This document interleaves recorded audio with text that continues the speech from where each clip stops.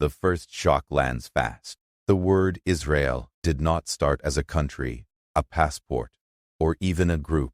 It began as one man's new name in the dark, at the river's edge, breathing hard after a night-long struggle that nobody else saw. Jacob walked into the night, and Israel emerged at dawn. From that moment, the name carried a scar and a promise. A single person became a story, a family became a people, and eventually, a people became a nation. The language stayed the same, while the meaning kept shifting, like a desert mirage, and that is where confusion quietly multiplies. Picture the household that followed. 12 sons, a father whose hip never recovered from that twilight clash, a family forced down to Egypt by famine, where they multiplied into a people. The texts call them Bnei Israel, the children of Israel. The name Israel moved from one man to his entire line. Outsiders often called them Hebrews, ivory, a word that sounded like a crossing, a river boundary, a people who came from the other side. The insiders spoke of Israel because covenant language moved in close circles, and covenant identity carried specific obligations. Sinai sealed that. A people gathered at a mountain, and the term Israelites locked in. Israel meant a family bound by a divine oath, not just an ethnicity or a flag. The difference matters. The early chapters of this story run by in a blur of miracles and wilderness dust. Exodus, Sinai, the wilderness generations. Judges in a land patchworked by tribes. The tabernacle at Shiloh. The story reads like a braided rope, with tribes woven tightly together, but still distinct. Each tribe had land, roots, ancestral lines, and particular tasks. Levi did not farm because priests and Levites stood watch over sacred space, and their inheritance flowed through tithes and towns. Judah held the southern spine of hills. Ephraim and Manasseh formed a northern power base. Benjamin clung between them like a narrow hinge. The word Israel still meant the total family of Jacob, a union of tribes held together by promises, and very messy in practice. The book of Judges ends with a line that sounds like a sigh. Every person did what was right in their own eyes. That line sets up the next turn. Kings arrived. Saul, a Benjaminite, began the experiment. David anchored it in Jerusalem. Solomon expanded it into a golden network that stretched from the Euphrates to Egypt in treaties, trade, and tribute. Now, the name Israel gained a new layer. It referred to the people and the kingdom under one royal house. Two realities coexisted. Israel meant the ancient family in covenant, and Israel also meant the political unit founded on the throne of David, with Jerusalem glowing at the center. But the surface harmony hid deep fault lines. Forced labor policies and heavy taxation under Solomon strained the unity. Old tribal rivalries chewed under the palace doors. The kingdom could not carry the weight of its own success, and the split came with a crack you can still hear. After Solomon's death, around 930 BCE, the United Kingdom separated like a log split down the grain. The northern tribes formed a kingdom named Israel, often called Ephraim by the prophets, with capitals that moved from Shechem to Tirzah to Samaria. The southern kingdom took the name Judah, rooted in the tribe that carried the Davidic line, with Jerusalem as the fixed center. From this moment, the language divides in a way that trips up modern ears. The word Israel sometimes refers to the northern kingdom, in direct contrast to Judah in the south. The word Israel sometimes still refers to the whole covenant people. Context locks it in. The word Jews did not yet stand on the stage. It would arrive from the south, fill the world, and pull the story through exile fire. The northern kingdom built its own religious centers at Bethel and Dan, and this ignited prophetic fury. The prophets warned that gold calves and power politics would take the house of Israel straight into the teeth of empire. Assyria rose with iron intensity, and in 722 BCE, the northern kingdom fell. Deportation scattered its elites. colonists streamed in, and the fabric of the north tore in a way that never fully mended. From then onward, the term Israel in many prophetic texts refers to people under judgment, scattered, with promises of regathering that sound like impossible poetry. Meanwhile, the South read those warnings and braced, and sometimes repented and sometimes ignored, everything like a child pretending not to hear. Judah held on longer. Cozy alliances with Egypt or Babylon swayed minds in Jerusalem. Hezekiah faced Sennacherib and endured a siege where an angelic deliverance became legendary. Josiah found a scroll that ignited reforms and passion, only to fall at Megiddo in a moment that kings and prophets never forgot. Babylon swallowed the last remnant. In 586 BCE, Jerusalem burned, the temple went up in smoke, and the southern kingdom's political sovereignty ended. The last Davidic king faded into exile. The shock formed a new word in common use. The people from the southern kingdom, the people of Yehuda, became Yehudim, Judeans, in Greek and Latin tongues, Iudaioi and Judei. The English term Jews would later take shape from this. Jew meant a person from Judea, yes, but more than geography. Jew meant one who kept covenant identity when the land did not belong to them. Jew meant survival. Exile sharpened definitions. Persia rose, and Cyrus opened doors. Around 539 BCE, the decree to return allowed a steady flow back to the land, now called Yehud, a Persian province and not a sovereign kingdom. Temple reconstruction began in 516 BCE. Modest compared to Solomon but heavy with purpose. Ezra read the Torah aloud, and the people wept, because words anchored identity deeper than walls or kings. Nehemiah rebuilt Jerusalem's gates with raw determination. In this era, Israel meant the people defined by the covenant, the children of Jacob, living under imperial oversight, gathered around temple, Torah, and time. Jew meant a member of that people, spiritually and socially. The two terms overlapped, like two circles in a Venn diagram that almost completely covered one another, but with small telling gaps. Samaritans sat in one of those gaps, a place with tension that still lingers. They preserved their own version of the Torah, built a sanctuary on Mount Gerizim, and called themselves Israelites. They pointed to ancient roots in the northern tribes. Judean leadership denied their claims, citing intermarriage and imperial resettlement policies. Two communities now claimed the mantle of Israel. The texts recorded this rivalry without smoothing it out.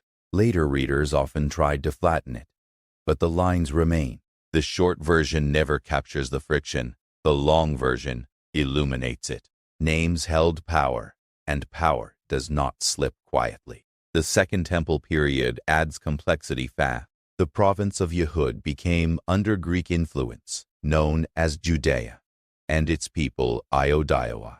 That term could mean people from the region of Judea, or adherents of the Judean way of life, with its laws and customs, even if they lived in Alexandria or Antioch. Israel remained the covenant name, used in prayers, blessings, and scripture readings. The words could point to the same community from different angles.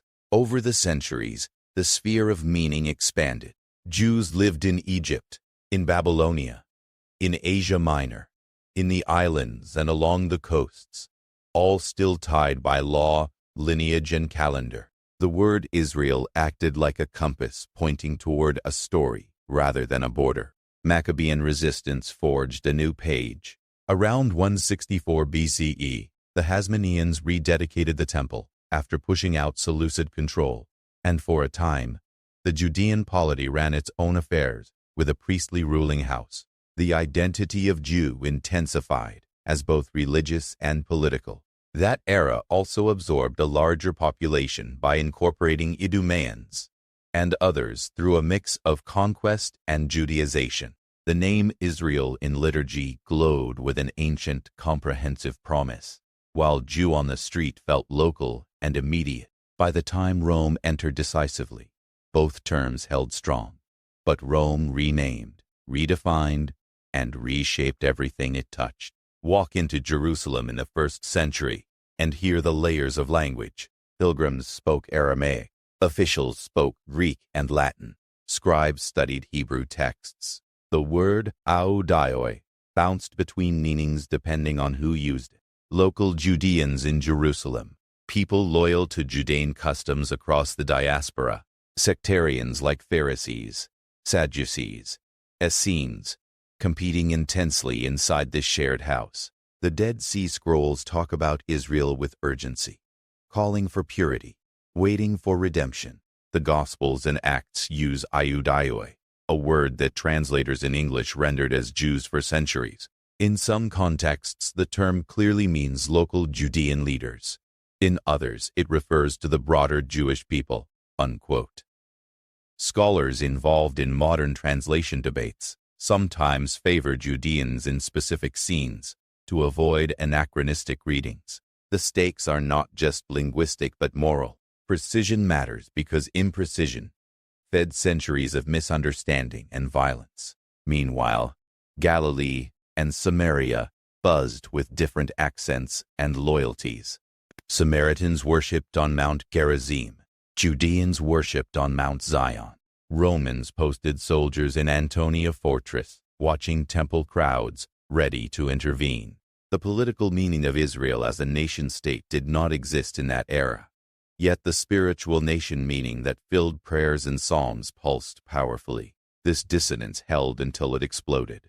In 70 CE, Roman legions crushed a revolt and leveled the Second Temple. In 135 CE, after the Bar Kokhba revolt, Rome crushed the region again, banned Jews from Jerusalem for a time, and renamed the province Syria Palestina. The term Jew, the identity of Yehudim, survived the loss of geography by leaning on law and memory. After the destruction, the language of Israel moved from stone to speech. The Tanaim and later Amoraim preserved law and lore in the Mishnah and Talmud. The prayers stubbornly repeated the hope of a return to Zion, of a rebuilt Jerusalem, of a gathered Israel. The people now called Jews built synagogues in the Galilee and across Babylon and beyond. The Sanhedrin faded, the patriarchate waned. Rabbinic leadership stabilized communities scattered across continents. Israel now had no king, no sovereignty, no standing army. The word Israel in daily life meant the covenantal people, wherever they lived. Jew meant a person of that people. Israelite remained the term that tied identity back to the ancient tribal system in texts, blessings, and legal categories. Lineage mattered in specific roles. Priests and Levites still traced descent, using surnames like Cohen and Levi in later centuries as markers. For many, tribal origin beyond that faded into the mist. An important legal detail took firm shape. Jewish identity, in rabbinic law, transmitted through the mother. This matrilineal principle anchored continuity in times of displacement, ensuring that children born to Jewish women remained in the fold, even if paternity was uncertain during war and chaos. Converts entered the people of Israel through process and commitment, and then counted as fully Jewish. Ruth the Moabite in earlier scripture stood as a blazing example, grafted in, becoming the great-grandmother of King David. These decisions defined Israel not as a race, but as a covenant community, with doors that opened and with a memory that bound. Centuries rolled, and the Jewish world diversified into vibrant constellations. In Babylonia, academies in Sura and Pumbedita produced the Babylonian Talmud by around the 6th century. In Tiberias, Masoretes preserved Hebrew vocalization, dot by dot, line by line, turning consonantal text into a precisely chanted reality. In North Africa, the Maghreb, Iberia, the Rhineland, the Levant, and later Eastern Europe, communities formed with distinct melodies, cuisines, customs, and styles. The names Ashkenaz and Sepharad emerged as anchors of culture, and Mizrah anchored the East. Karaites, rejecting rabbinic oral law, stood apart but still inside the broader Jewish civilizational map. Each group called itself Israel in liturgy and prayer, and Jew in daily conversation and external classification. The Samaritans persisted in Nablus, holding their Torah, pointing to Gerizim, calling themselves B'nai Israel. Pilgrims and scholars noted their presence across centuries. Their numbers dwindled sharply, but their lineage remained stubborn. The name Israel remained contested and shared in peculiar ways. Medieval travelers recorded their impressions with varying accuracy. Legal codes in Christian Europe imposed restrictions on Jews that used language bred in ignorance and suspicion. Communities endured expulsions, such as England in 1290, France in waves, Spain in 1490. 2. The name Jew in those edicts carried the weight of exile as a bureaucratic hammer, a recurring claim pushed in from the edges. Stories of the 10 lost tribes, legends of distant Israelites, living beyond rivers of sand and steam. Jewish travelers like Eldad Hadani spun tales of tribes holding their own kingdoms far away. The narrative filled hearts with longing and filled maps with speculation. In modern times, groups in Ethiopia, India, and Africa came forward with traditions that connected them to Israel. Beta Israel of Ethiopia held a long-standing Judaic tradition, with scriptural, not rabbinic, roots.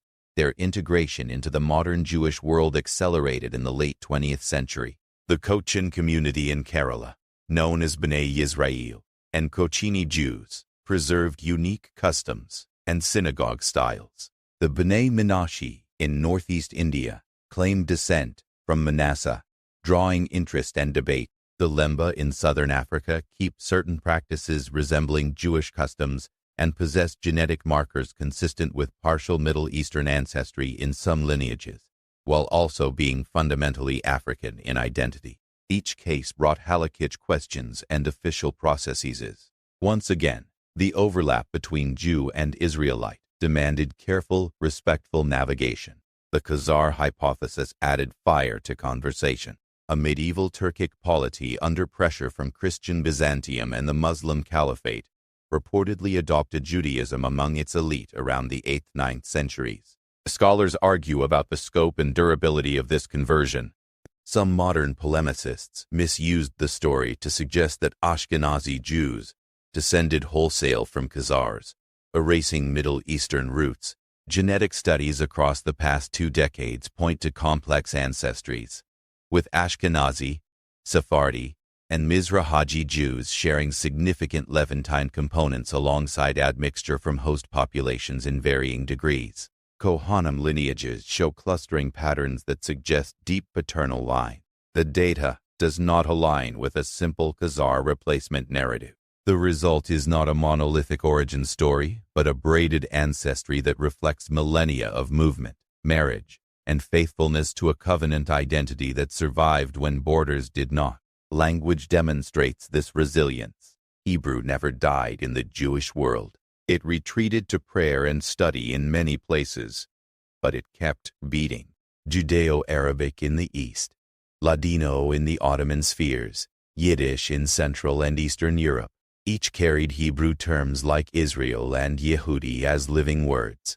In law codes like Mishneh Torah and Shulchan Aruch, in poetry by Yehuda Halevi, in commentaries by Rashi and Radak, in response to letters that traveled across seas, Israel meant the people redeemed at the Exodus and destined for return. Jew meant the member of that people living under a variety of rulers, taxes, and trial. The distinction between Jew and Israelite was often a matter of register. Formal texts loved Israelite. Everyday speech used Jew.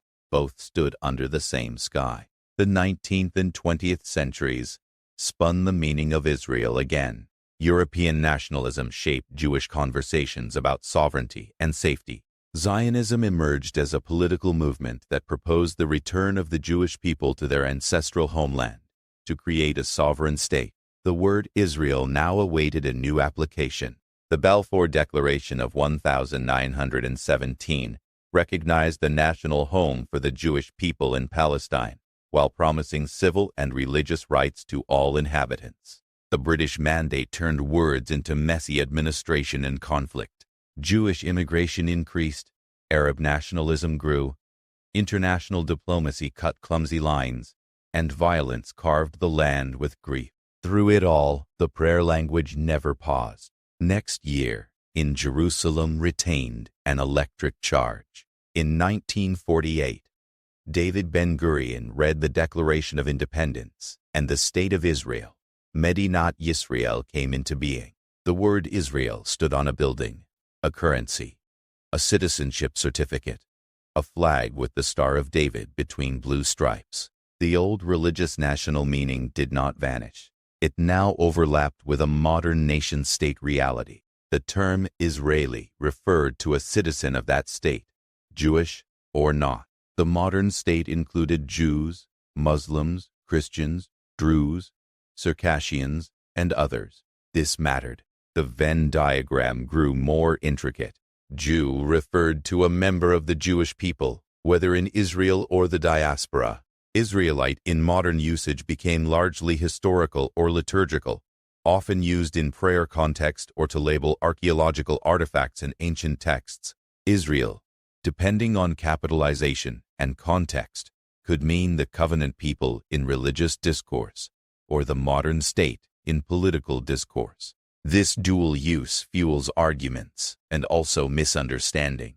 An example from law sets the stakes. The Israeli Law of Return, enacted in 150 and amended in 1950, grants Jews, children and grandchildren of Jews, and their spouses, the right to immigrate and gain citizenship. A halakhic definition of Jew, based on matrilineal descent or conversion under recognized standards, intersects with a civil definition designed after the trauma of the Holocaust to rescue those persecuted as Jews by racist laws. The Supreme Court of Israel wrestled with cases involving people of Jewish ancestry who converted to other religions, Karaites, Ethiopians, and later the B'nai Menashe. The name Israel in the legal code belongs to the state, yet it constantly negotiates the boundary of Jew as peoplehood and religion. Precision remains vital. Respect for communities and their self-understanding remains non-negotiable. Diaspora communities carried the same careful language into civic life. Jewish community councils identify as Jewish organizations, and yet they speak constantly of Am Yisrael, the people of Israel. Synagogue prayers bless the state of Israel and also pray for the peace of the land and its inhabitants. Israeli citizens refer to themselves as Israelis and also as Jews, Muslims, Christians, or Druze, depending on their community. Israeli Arabs identify in various ways. The modern political meaning of Israel does not erase the ancient covenant meaning of Israel. Each meaning operates in its proper arena, with occasional friction when conversations slide between theological and geopolitical terrain without clear markers. Christian usage of Israel adds more complexity. Patristic and medieval writers often used Israel typologically, sometimes developing ideas that later hardened into supersessionism, the claim that the Church replaced Israel in God's covenantal plan. This reading produced consequences that echoed through centuries of marginalization and violence against Jews. Modern scholarship and many Christian communities have revisited the texts with greater sensitivity and attention to context. Paul's letters in Greek use Israel in various senses. In Romans, he speaks about Israel according to the flesh, and about a remnant. In Galatians 6:16, he writes about the Israel of God, a phrase whose interpretation remains debated in academic circles. Some read it as a term for the church, others as a blessing for Jewish believers, still others as a general benediction aligned with Israel in the broadest scriptural sense. The choice of interpretation matters. Precise usage avoids erasing the Jewish people. Accuracy protects meaning and people at the same time. The translation of Iudai in the New Testament makes another difference, rendering the term as Jews. In every instance created passages that became excuses for anti-Semitic violence. translating some passages as Judeans, especially where geography and local leadership are in focus, reduces misreadings. Responsible translators balance fidelity to the text with awareness of historical misuse. That choice does not rewrite the past. It simply clarifies the original context. Awareness demands no apology for truth, and careful reading does not bow to fashion. It invests in moral clarity. Movements claiming direct descent from the lost tribes surfaced in modern centuries in new forms. British Israelism proposed that the British nation descended from the 10 tribes, a theory born from romantic nationalism rather than evidence. Variants in the United States morphed with other ideologies, sometimes in benign cultural forms, sometimes in extremist versions that fused racial theories and misreadings of Scripture. Another movement, often called Hebrew Israelites or Black Hebrew Israelites, asserts an identity connection between African diasporic communities and ancient Israelites. This movement includes a spectrum from constructive, community-oriented groups to harsh separatist or denigrating sects. Mainstream Jewish scholarship approaches these claims with rigor and respect for human dignity, requiring evidence and honoring conversion pathways for those seeking inclusion. The core principle remains steadfast. Israel in Jewish law and life is a covenant people defined by shared history, practice, memory, and recognized processes for joining. Tribes and genetics alone do not control the gates. Archaeology and epigraphy throw hard light on otherwise cloudy questions. The oldest external reference to Israel appears on the Merneptah Stele, around 208 BCE, where an Egyptian pharaoh lists Israel among conquered entities in Canaan. There, Israel reads not as a kingdom, but as a people. Later, the Mesha Stele from Moab mentions the house of Omri, and the Tel Dan inscription mentions the house of David, confirming dynastic language once treated as legend by some skeptics. Ostraka from Samaria mention clans and deliveries of wine and oil. The Lachish letters capture the panic before Babylon's final torch. The coins of Yehud, with an ancient Hebrew script spelling YHD, flicker like metal time capsules. The Elephantine papyri from a Jewish community in Egypt during the Persian period mention a temple to YHW and letter exchanges with Jerusalem's authorities, showing multiple Jewish communities navigating empire. The fragments all align with a story where Israel originated as a people, where Judah emerged as a kingdom, and then as a people name, where Jew rose as the diasporic identity, and where Israel persisted as covenant thread pulled through centuries. One more topic invites careful pacing. Genetics now maps lineage pathways that were once only guessed at. Shared Levantine ancestry across Ashkenazi, Sephardi, and Mizrahi Jews appears consistently. Kohanic markers cluster in certain haplogroups more than chance would suggest. Clubbing results into a single clean line would betray the data. The picture shows a complex admixture consistent with a population that began in the Levant, expanded and lived among host nations, absorbed converts and intermarried in limited ways, and returned repeatedly in pilgrimage and thought and finally in civil sovereignty. The modern Israeli population includes many citizens who are not Jewish by ethnicity or religion. Israeli identity, as a citizenship category, stands as civic and political.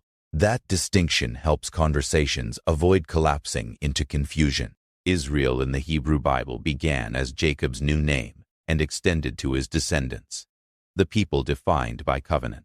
Israel as a kingdom refers to the northern monarchy after the split, contrasted with Judah in the south. Judah as a tribe and then as a kingdom gave rise to the term Yehudim, Jews, especially after the Babylonian exile. Jew in the Second Temple period meant Judean by geography and Judaic by practice, used both locally and across the diaspora. After the destruction of the Second Temple, Jew became the primary everyday identity marker, while Israel remained the sacred name of the people in prayer and law. Samaritans claim Israelite identity with their own Torah and traditions, distinct from the Jewish community, with roots in the ancient northern regions. Israel in modern politics refers to the state of Israel, Medinat Yisrael, founded in 1948, a sovereign nation with citizens of multiple religions and ethnicities. Israeli denotes citizenship. Jew denotes peoplehood and religion. Israelite serves as an ancient or liturgical term tied to scriptural identity. In liturgy, Israel often means the Jewish people worldwide. In news headlines, Israel refers to the modern state. Context tells the difference. The story still refuses to sit quietly. The prophets speak about a future ingathering of the exiles of Israel. Jews for 2,000 years repeated those texts in feasts and fasts. The state of Israel transformed lines from prayer into plane tickets for entire communities fleeing war and famine. Operations Magic Carpet and Solomon airlifted Yemenite and Ethiopian Jews to the state. The word Israel in those moments carried sacred and civic currents simultaneously. The law of return and rabbinic processes overlapped and occasionally collided in determining eligibility and halakhic status. Marriage, burial, and personal status inside the state brought institutions into conversation and sometimes into conflict. The story that started with a man limping from a river now navigated modern bureaucracy with the same stubborn name. Language in the Jewish home preserves these nuances effortlessly. Parents bless children on Friday night with the phrase, "May God make you like Ephraim and Manasseh. May God make you like Sarah, Rebekah, Rachel, and Leah." The word Israel appears in the Kiddush blessing over wine, the Birkat Hamazon. Grace after meals prays for God's mercy on Israel, Jerusalem, and Zion. The people call themselves Am Yisrael, and their neighbors call them Jews. In Israel, buses stop on Yom Kippur. Air raid sirens mark remembrance days, and the land echoes with different tongues and prayers. In diaspora, synagogues hold Israeli Independence Day celebrations with flags in sanctuaries, and sometimes a cautious tone that honors civic pluralism. The meaning of Israel adapts without surrendering essence. Even in English, the older usage of Israelite survived into the 18th and 19th centuries in poetry and sermons. In modern English, Jew is normal in civic usage, while Israelite feels archaic unless speaking of biblical periods. Jews in America may call themselves Jewish Americans, not Israelite Americans. Israeli Americans exist as a category of recent immigrants. The nuance sounds obvious once grasped, but misfires constantly in public discourse where careless language fuels confusion. Clarity protects community and strengthens understanding. The prophets used a double phrase that still hums with importance: House of Israel and House of Judah. The split kingdom era made these phrases operational.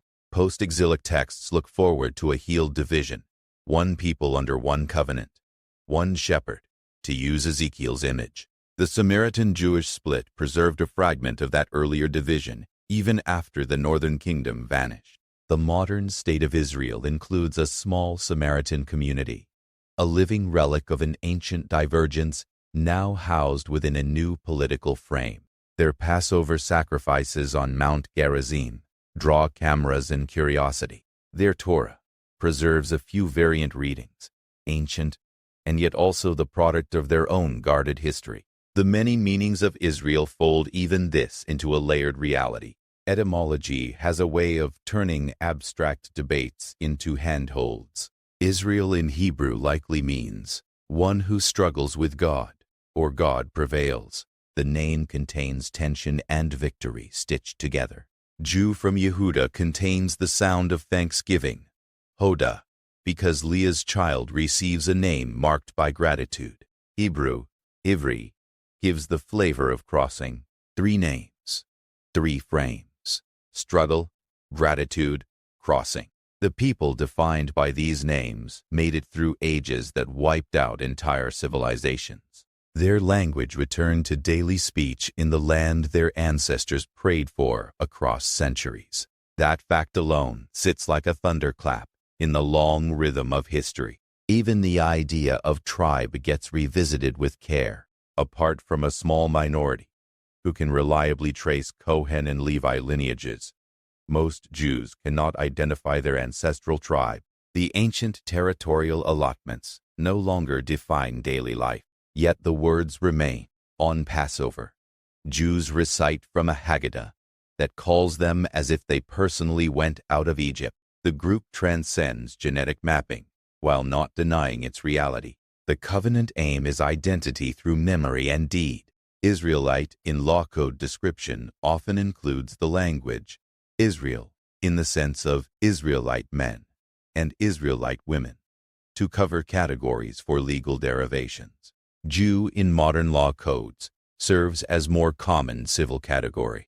The dance between ancient and modern terms never stops. The Church of the Holy Sepulchre, the Western Wall, the Dome of the Rock, the Samaritan Sanctuary on Gerizim, and ancient synagogues in the Galilee all exist within a few hours of each other by car. Modern Israeli identity houses layers that the world rarely wrestles with cleanly. Israeli Arabs serve in the Knesset and in the civil service. Druze serve in the army by tradition. Bedouin communities navigate shifting lines between tradition and modernity. Some Israeli Jews practice strict orthodoxy. Some practice Reform or conservative Judaism. Some identify culturally without religious observance. Diaspora Jews reflect similar diversity. The word Jew can reference a religious believer, a cultural identity, an ethnicity, a nation member by broad definition, or a target of hatred in societies where anti-Semitism still festers. The word Israel moves like a gyroscope balancing it all. Historical voices add authority. Josephus, the first-century historian, wrote The Antiquities of the Jews and the Jewish War, using iodioi to describe his people while recounting the ancient history of the Israelites. He straddled the line between Roman patronage and Jewish memory, capturing a snapshot of terms in motion. Philo of Alexandria likewise wrote of the Jewish community in Egypt as a proud and philosophically robust group, speaking Greek, living Jewish, and connected to the grand story of Israel. Eusebius, the early church historian, wrote from a different perspective entirely, but his chronicles testify to the ongoing presence of Jews as a distinct people and the evolving Christian relationship to the name Israel as a theological claim in those early centuries. In the Islamic world, Jews lived as al-Kitab, people of the book, with varying degrees of tolerance and subjugation across time and region. The Arabic term Yahud parallels Yahudim. The Dhimmi system shaped life with constraints but also allowed cultural flourishing in many places. The Sephardic diaspora after 1902 found refuge in the Ottoman Empire. Jewish printing houses blossomed in Salonika, Istanbul, and Safed. The Kabbalistic revival in Safed in the 16th century pulled the mystic meaning of Israel to the forefront. The cosmic Israel became a mystical body in some teachings, while daily life remained anchored in communal rhythms. Lurianic Kabbalah layered the name Israel with meanings that were never purely political, always spiritual and ethical. The advent of Hasidism in Eastern Europe met opposition and eventually integration, bringing devotional vision that called the simplest Jew by the name Israel, with affection and power. Language enters everyday non-religious realms too. In sports, an Israeli soccer team plays against a European club, and the headline reads, Israel defeats X. In religious reading, the Torah portion speaks of God bearing Israel on eagle's wings, and nobody thinks of a national sports team. The task is not to police every word, but to know where one stands.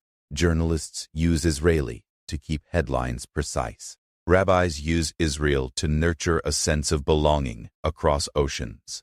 Historians toggle accurately among Israelite for the ancient context, Judean for the Second Temple political geography, Jew for the people across centuries, and Israeli for modern civic identity. That taxonomy prevents sloppy usage from cascading into confusion, especially where high stakes exist. The Samaritan community illustrates the longevity of complexity. Their script preserves an older form of Hebrew, that looks different from the square Aramaic script used today. Their version of the Ten Commandments includes a line about the sanctity of Mount Gerizim. Jewish communities never accepted that edition as canonical. Disputes flared in antiquity. Centuries later, both communities coexist in the same small land, with worlds that do not often overlap.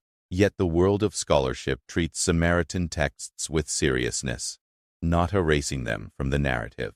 The name Israel can hold parallel lines when used with care. That care becomes a civic necessity in a land where past and present share the same narrow streets.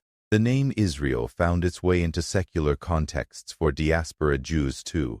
Zionist youth movements in the 20th century called themselves B'nai Akiva, Hashomer Hatzer, Habanim Dror, and they infused the name Israel with agricultural and pioneering imagery. Kibbutzim tilled the land and made the deserts bloom, turning a line from Isaiah into an irrigation plan.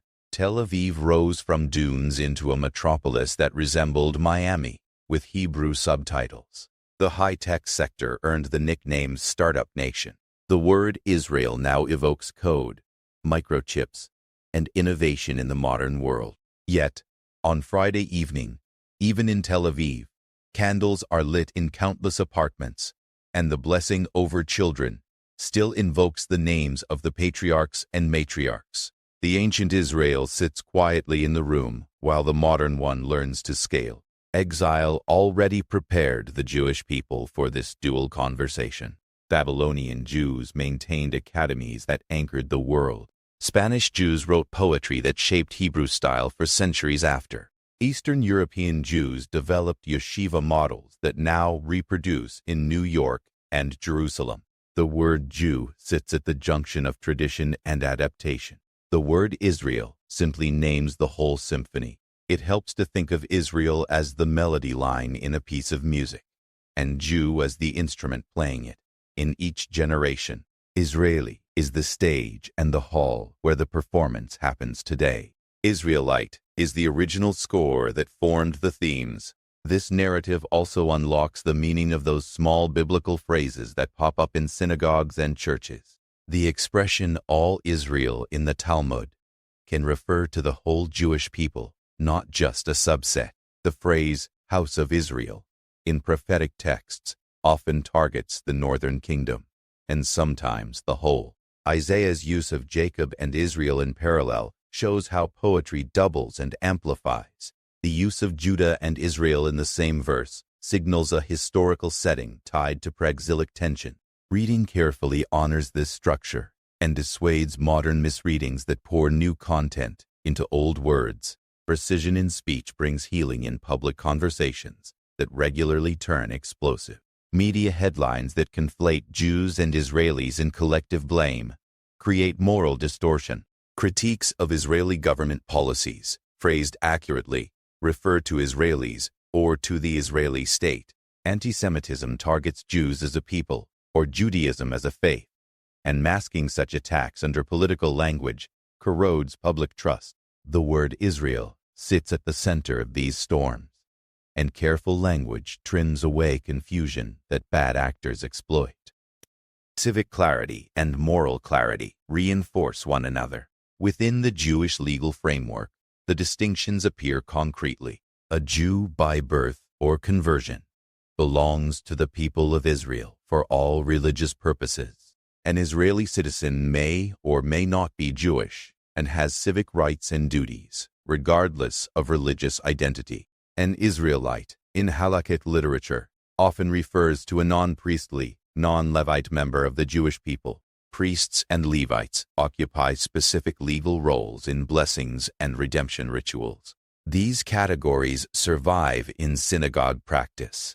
The priestly blessing, Birkat Kohanim, still falls to those with that lineage.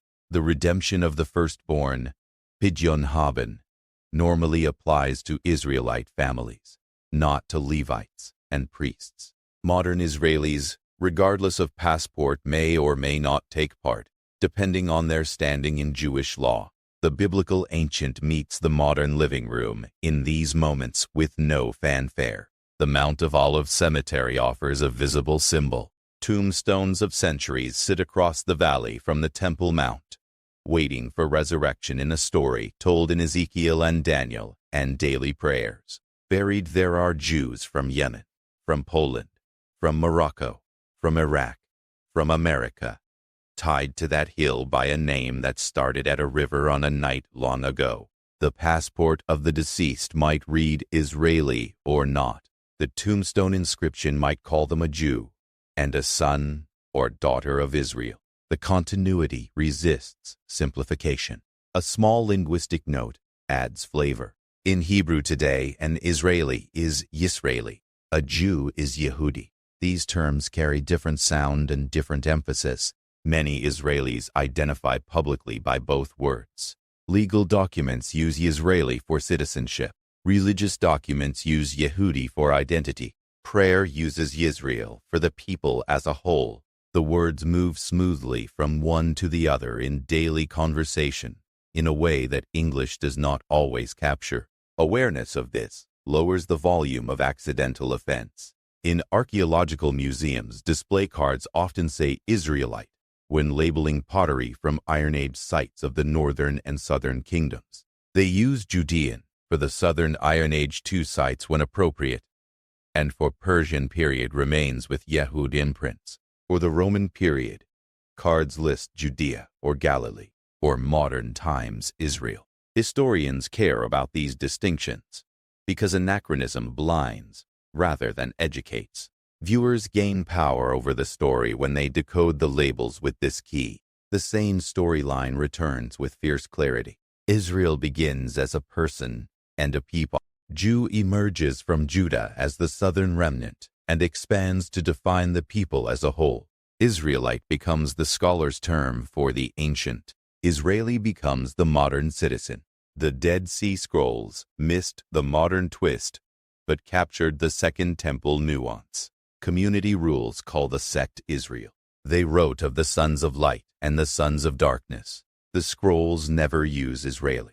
Their world had no such category. The rabbis who came later preserved Israel as the name in law, while gradually building a diaspora reality where the word Jew held communities together under foreign rule.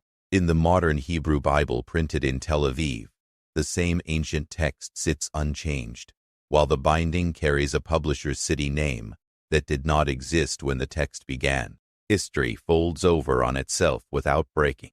Each era's disputes push the terminology forward.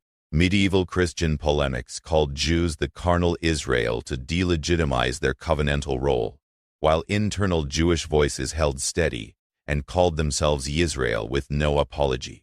Modern nationalist opponents used Jew and Israeli interchangeably when assigning collective blame. Jewish communities respond with precise language and legal definitions that anchor claims, rights, and responsibilities. Inside Israel, internal political struggles among secular, religious, Zionist, Haredi, and Arab parties play out with a language that toggles between national and religious terms hourly. The Knesset debates legal questions that run through this entire lexical history. Who is a Jew? Legally. Who qualifies for Aliyah? How civil marriage intersects with religious marriage. These debates are not hypothetical. They change lives. They always pull on the ancient rope of names. Lines from the prophets keep the drama honest. Jeremiah speaks of a new covenant with the house of Israel and house of Judah, written on the heart. Ezekiel speaks of dry bones rising, of two sticks, representing Judah and Joseph being joined. Isaiah paints a vision where Israel becomes a light to the nations. Jewish liturgy gathered these lines into daily and annual rhythms. The modern state placed them on walls and monuments. A phrase etched into the ethos now reads, Am Israel Chai, the people of Israel live. The word Israel in that phrase refers to the Jewish people, not the state, though in public demonstrations it often merges with national symbols. The ambiguity is not carelessness. It is a layered truth, expressed in a chant. Think of key dates, like mile markers on a highway that runs from Abraham's tents to modern airports. C. 1208 BCE, the Merneptah Stele, confirms Israel as a people. c.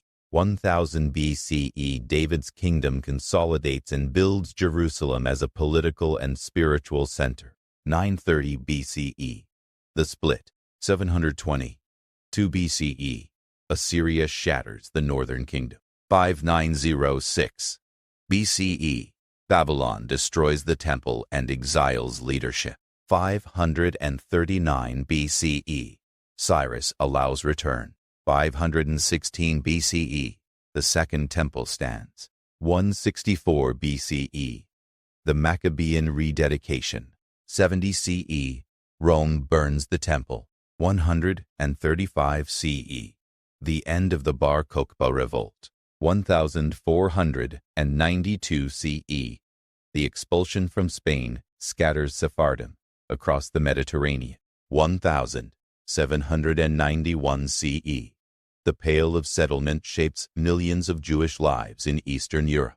1897 CE, the first Zionist Congress in Basel articulates a political vision. 1917 CE, Balfour. 1948 CE, the modern state of Israel declared. These dates anchor language shifts in actual events, preventing abstract debates from floating away. Schools teach these facts with varying degrees of accuracy around the world. Most textbooks blur Jew and Israel without explaining the shift from Jacob to a passport. Communities living this reality carry their own classroom in memory and ritual. The dancing scrolls on Simchat Torah, the fasting on Tisha B'Av, the joy of Sukkot huts, the candles of Hanukkah, the sober reading of Lamentations, the strong coffee on Shavuot night, the sound of the shofar in Elul leading into Rosh Hashanah and Yom Kippur. These practices tie Jew and Israel in living binds. Much of the rest of the world hears the words without the music. This script places the music back behind the words. A crisp example seals the clarity. The prophet Hosea often addresses Israel with fierce love and pain, speaking to the northern kingdom with a voice that also echoes toward all Israel. The post-exilic prophet Haggai speaks to the governor of Judah, and the high priest names that anchor the conversation in the southern remnant. The book of Esther takes place in Persia, and the Jews, Yehudim, are the protagonists navigating imperial politics without setting foot in Jerusalem. The Maccabean books narrate the struggles of Judea against Hellenistic empire. The Gospels in Greek speak of Iudaioi, while Paul speaks of Israel in his letters when discussing his own people's destiny. The Talmud uses Israel to speak of the people bound by law and destiny. The State of Israel names institutions like the Israel Defense Forces, with Yisrael in Hebrew. Each usage belongs to its place in time and genre. One last scene draws the thread tight. Yad Vashem in Jerusalem holds a hall of names, with pages that record millions of Jews murdered in the Shoah. The victims were killed because they were Jews, not because they were Israelis, before the state existed. The State of Israel carries their memory into policy and national ethos. With rescue operations and a commitment to protect Jews worldwide, the phrase Am Yisrael lives gains a new weight in that hall, echoing back to Jacob and forward to children singing the national anthem that references a 2,000-year hope.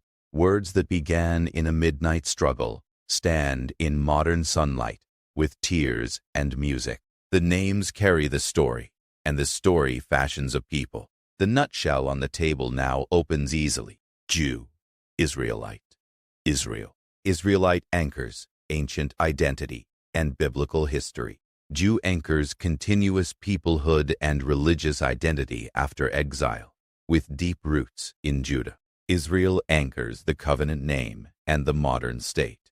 Israeli describes citizenship in that state. Overlap exists, sometimes completely in a single person, sometimes partially across communities, sometimes not at all in specific civic contexts. Precision avoids conflation and honors history. Names change less than their meanings do. Jacob became Israel after a struggle that left him with a limp, a reminder inscribed on his body. The people called Israel carried that mark through empires, laws, persecutions, revivals, and returns. The name Jew formed when Judah became the line that survived empire and exile. The name Israeli formed when ancient hope found a modern framework. Old and new sit together at the same table. The text and the town speak to each other across centuries.